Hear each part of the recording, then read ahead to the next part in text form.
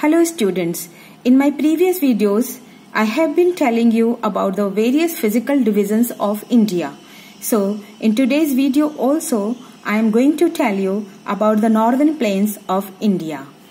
The northern plains. In this chapter, you are going to learn few new words. The first is alluvium, that is fine sand and silt deposited by rivers.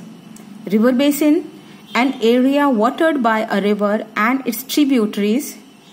Then the tributary, a river or a stream that flows into a larger river. Then the delta, a flat land where a river deposits its sediments before falling into the sea. The northern plains of India. The northern plains of India run parallel to the Himalayas from Punjab in the west to Assam in the east. Many rivers such as Ganga, Brahmaputra, Indus and Satluj flow through these plains. The rivers bring with them fine soil called silt or alluvium. Alluvial soil is very fertile. Tributaries. The main river have several smaller rivers joining them. These are called tributaries. A place where river and tributaries join is called basin. So basically the northern plains have three river basins. The first is Satluj river basin in the west, the Ganga river basin in the middle and the Brahmaputra river basin in the east. So one by one we are going to study them. First is Satluj river basin.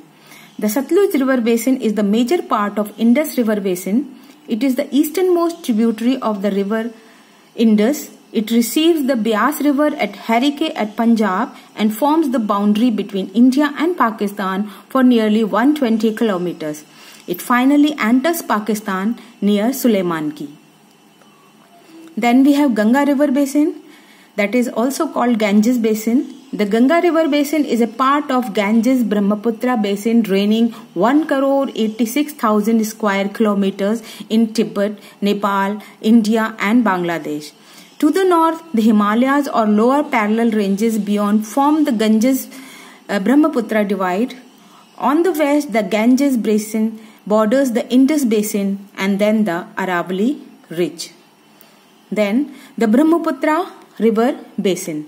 The Brahmaputra river basin consists of the Ganges and Brahmaputra, which originates in Tibet, and the Barak river starting in India. The river basin is a wide land area made up of parts of India, Tibet, Bhutan, Nepal and Bangladesh.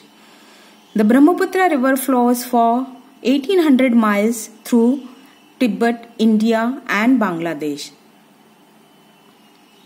Climate in the northern plains. The summer months are very hot in the plains. Hot winds called Lu blow during the day. In the northern plains, July and August are wet and humid months.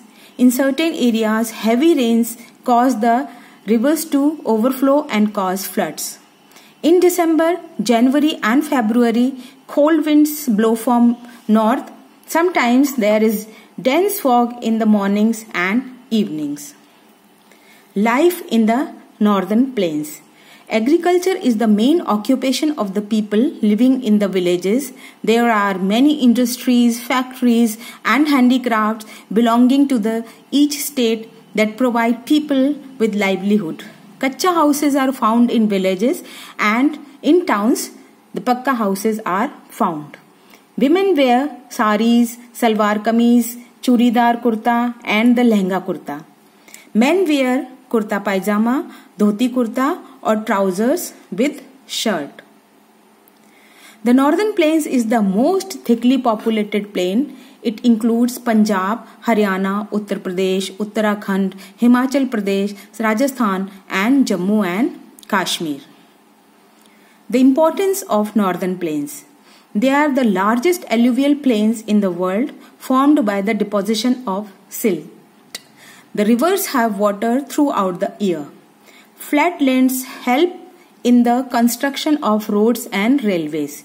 Irrigation facilities have made the plains the largest wheat growing areas. That is why they are also called the wheat bowl of India. So here I finished the chapter 3, the Northern Plains. I will be back with the next video soon. So stay tuned and subscribe the channel.